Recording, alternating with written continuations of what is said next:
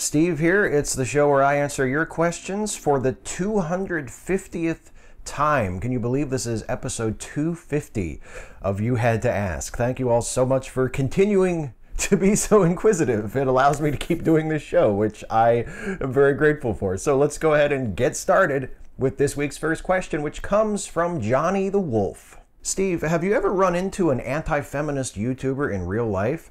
If so, how did you deal with it? If not, how do you think one should react? Finally, if you were at a speaking panel like Anita Sarkeesian at VidCon, what do you think you would do if a group of anti-feminist YouTubers were to deliberately sit in the front rows of the audience to get a rise out of you? Yes, actually, I have met an anti-feminist in person, and it wasn't fun.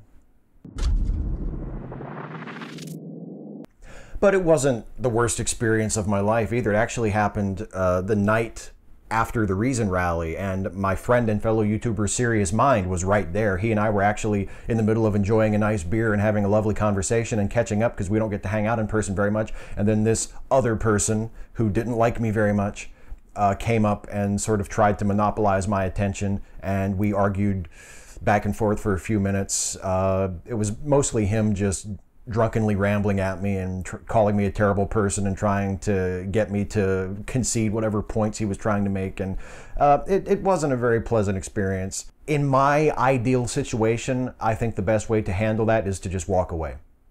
To just turn away from the person and go somewhere else. Because I think that is what they deserve. I don't think they deserve attention as individuals. I think sometimes their toxic ideas and their lies and misconceptions have to be called out and corrected, but I don't think that requires paying particular attention to any individual because that's what they want. They're trolls. They want to take your attention. They want to rob you of your time. That's what they want. That's what they do. That's what they need.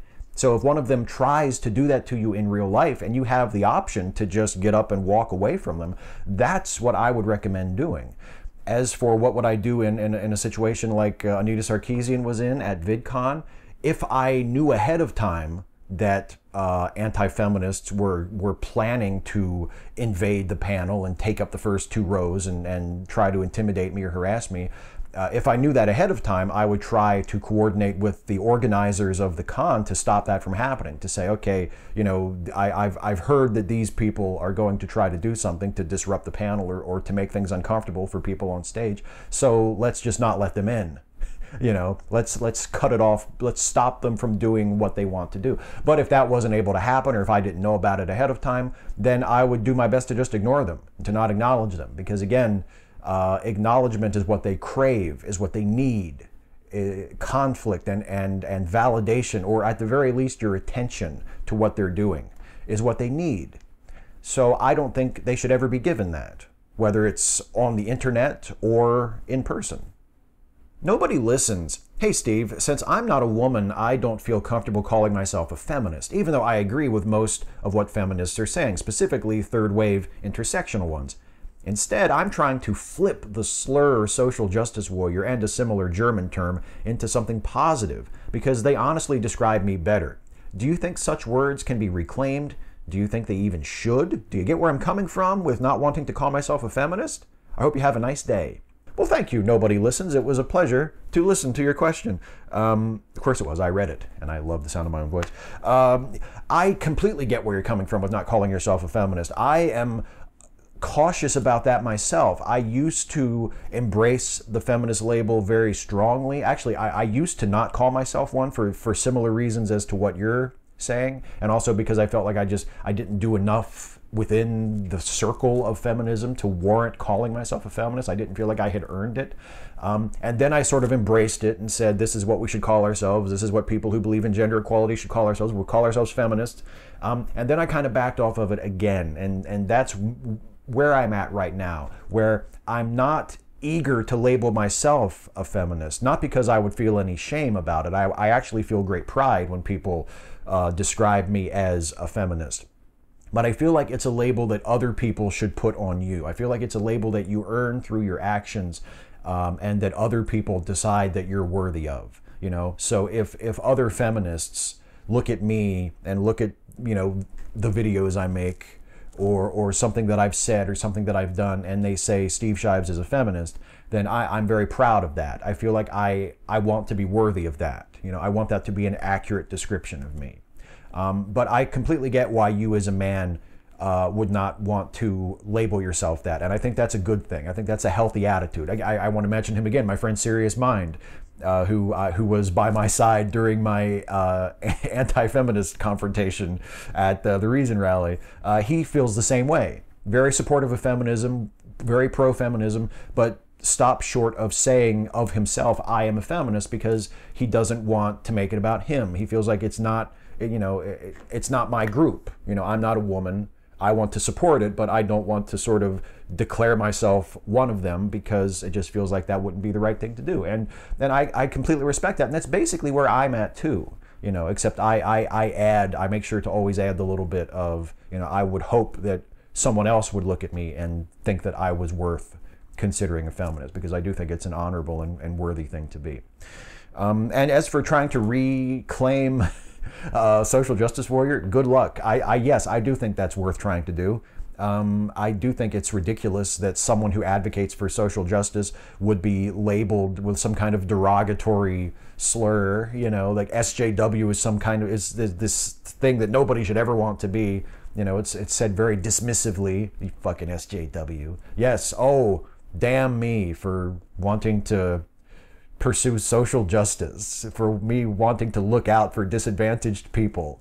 You know, that's, oh yeah, boy, I should really be ashamed of myself. So yeah, you're right. I think maybe it should be reclaimed, you know, and if you can be successful and other people who have that attitude can be successful doing it, I think that would be great. I mean, for the moment, I don't claim that label for myself. I don't consider myself an SJW. I consider myself a supporter of social justice. You know, if SJW ever becomes more accepted, of course, I'd be happy to be called an SJW, and I would have you in part to thank for that, I'm sure. John Brockman. So Stanley Kubrick was born July 26, 1928. A short while later, he learned how to crawl. Then he crawled up his own ass and stayed there the rest of his life. That is to say, I don't really like his movies. Way too up their own asses. You have anyone that you can't stand who everyone agrees is a genius? It's actually a tough question, because nobody comes immediately to mind, especially not when it comes to movies.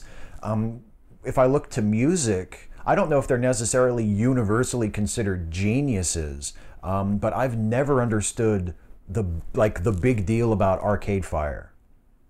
And my wife and I have this argument, you know, from time to time, because she is has great appreciation for Arcade Fire, and I've tried, and I just don't. I'm just like, okay, like I wouldn't say I hate them. I wouldn't say that like their music is awful, but it's just like, oh, okay, you know, like what's the big deal? Like I don't see what makes them geniuses, you know. So the Arcade Fire would be something for me, I think.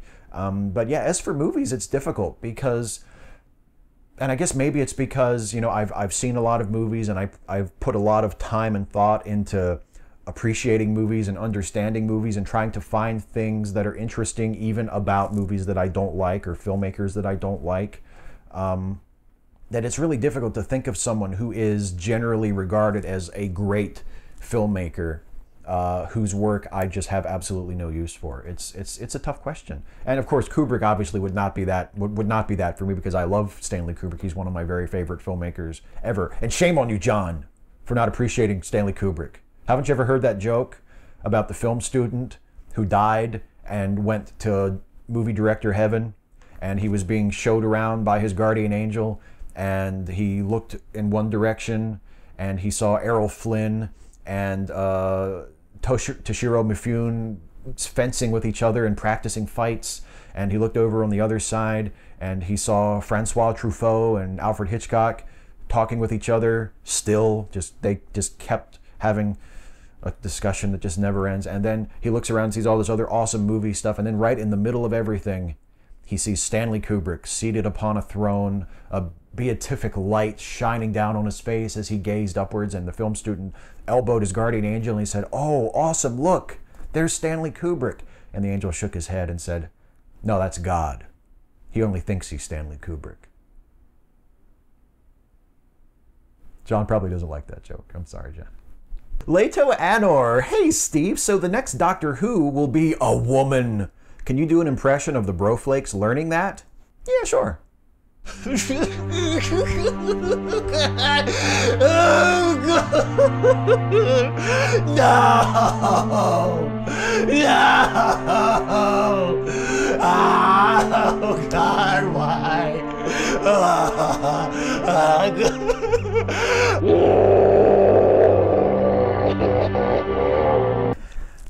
There you go. All right, it's time for the next bit of the video, and because this is the 250th episode, I solicited questions not only for myself, but also for the gang in my Stephen Stuffy series. So you'll get to hear some questions answered by me, and also by some of your favorite characters from Stephen Stuffy in the next part of the video, which is a little something I like to call the lightning round. Der Wunderbar, Millicent, do you ever feel like the black sheep of your family? Of course not. My brother is the black sheep of the family. And my sister. And my mother. And my father. James Russell, Steve, curious if you've heard the reports of SoundCloud being on the verge of going under, which SoundCloud is denying, and curious as to how this might affect the Lemme Listen podcasts, if the reports are true. Maybe make sure everything's backed up. Jason is way ahead of you, my friend. Jason is definitely the boss of the Lemme Listen family of podcasts. I am very much the co-host of our show, and he is very much the brains behind the operation. We discussed it briefly last week when we recorded our next episode of Late Seating, and he is very much aware of the situation and is looking into the options of creating a backup just in case SoundCloud does go under, as the rumors have it being about to do. So don't worry, the podcast will be continuing. The podcast's existence are not threatened. Everybody is very excited and determined to keep making the podcast. And of course, the podcasts are available on iTunes, and if they're not available on SoundCloud, they'll be available somewhere else other than iTunes for everybody to listen to. So don't worry about the Lemme Listen podcast. They will go on even if SoundCloud does not. But thanks for the question. It's good to address that. Scott Bressinger, questions for Hans Krieger. What is your opinion on the work of director Werner Herzog, and how does it differ from Steve's? Has anyone ever commented that you sound a little like him? Is he, in fact, a long-lost relative? Am I kind of racist/speciesist for asking? Of course, Herzog is the great North Star by which we all set our course. Although, having said that, I think perhaps Steve will occasionally overrate him just a bit. I'm a big fan of his work, of course, but I also prefer the work of his fellow German director, Wim Wenders. And of course, Werner Herzog and I sound similar. We both originated in the Free State of Bavaria, which is why we have the same accent. And, of course, we are also both great artists. Lucas Hackett, Steve, I gotta know something. Do you have the touch? Do you have the power? And when hell does break loose, will you be riding the eye of the storm? You know me. I never bend. I never break. I seem to know just what it takes. I'm a fighter. Kim Daniel Thorkildson. Hello, Steve. My question is in regards to a superhero film that I think is constantly getting the shaft from people, and that is Superman 2, the Richard Donner cut. I personally think it's better than the theatrical version. Have you seen it? And if so, would you share your thoughts? And if not, potentially do a review of it in the future?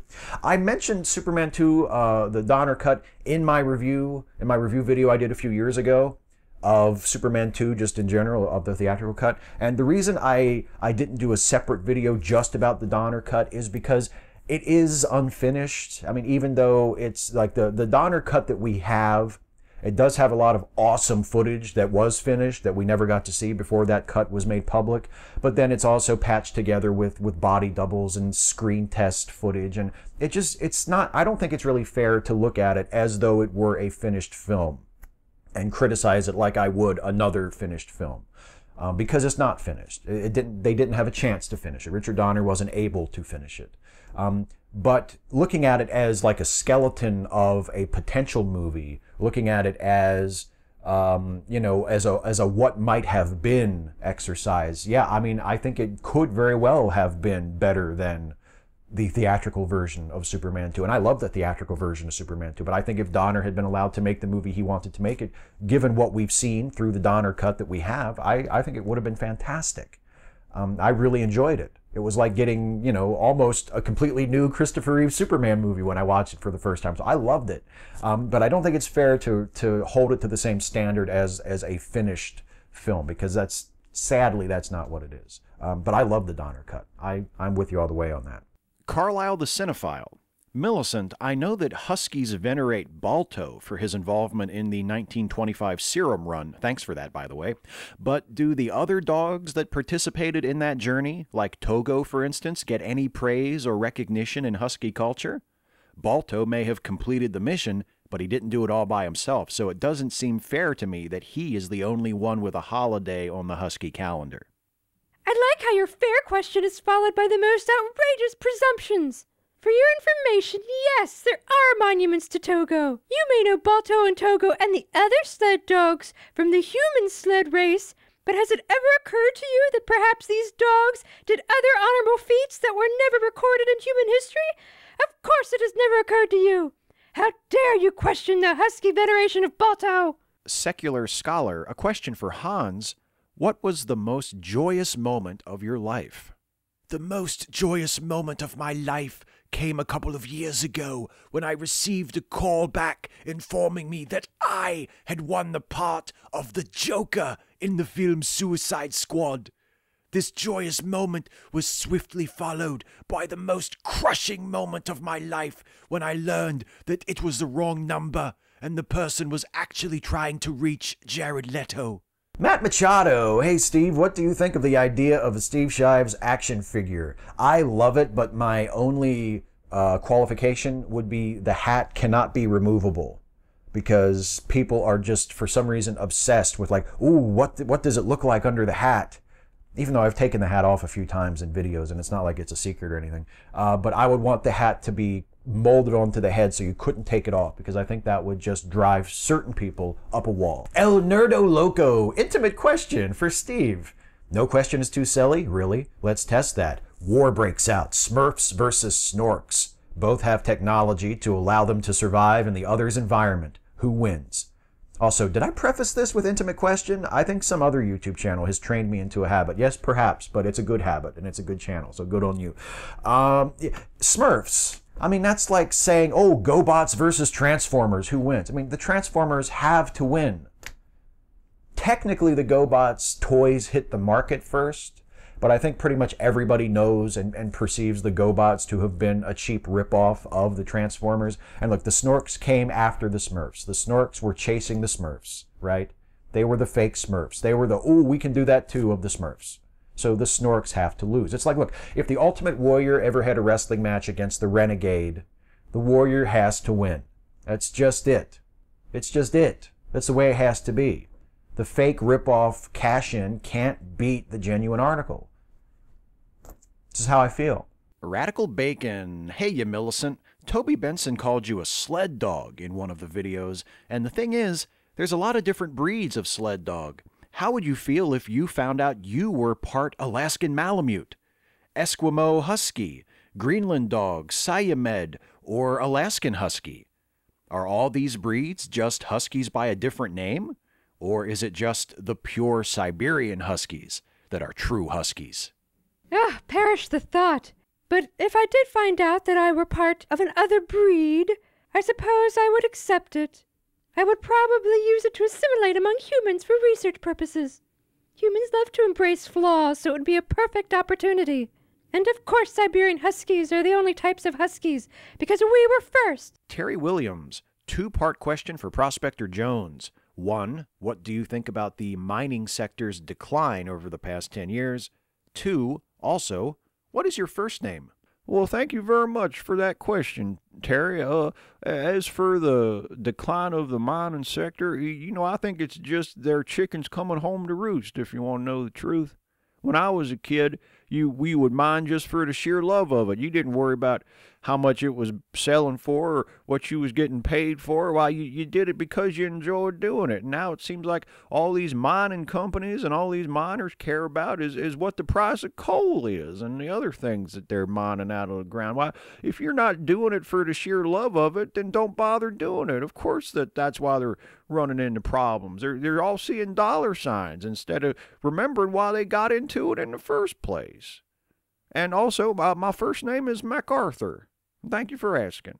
Jordan Joan P. Hey, Stuffy. Which one of your group of friends would you fuck, kill, marry?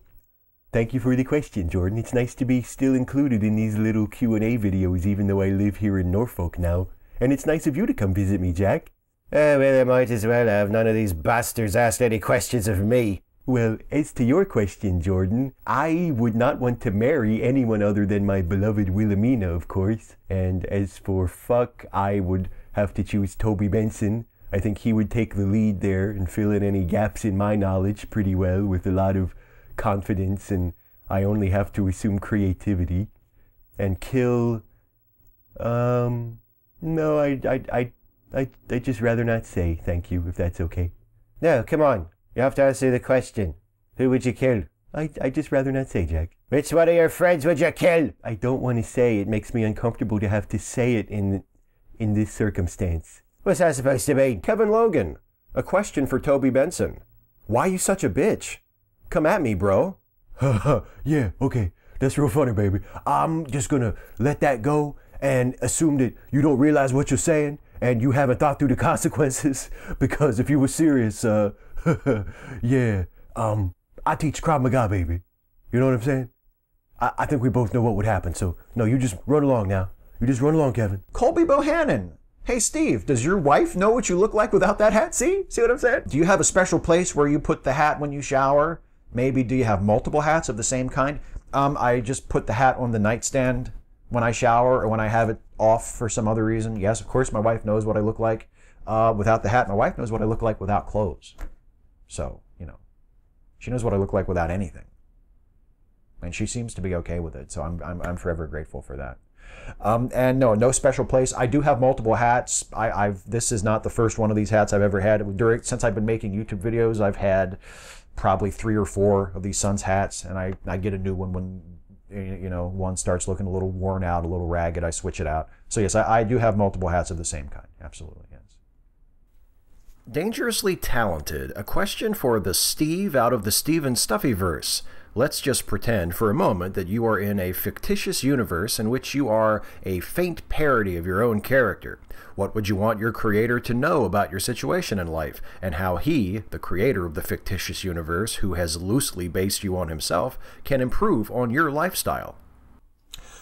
Well, for starters, how about a little consistency as far as the world building goes? I mean, all of a sudden Toby Benson has like a fleet of cars. I'm supposed to just act natural, like that's the way it's always been. Making shit up as you go along might be a fun way to write, but try living in that world. It's a little terrifying. And also, I mean, if we're talking about improve my life, I don't know, how about, oh, hey, by the way, Steve has a PhD. Oh, hey, by the way, Steve is a millionaire. I mean, can we try that? As long as we're just adding shit? Oh, you're no. Stuffy, Steve likes to curse. Do you like to curse? Could you drop an F-bomb, but with your favorite cuss? Oh, well, I think I dropped an F-bomb earlier, so I hope you enjoyed that one, oh, you know.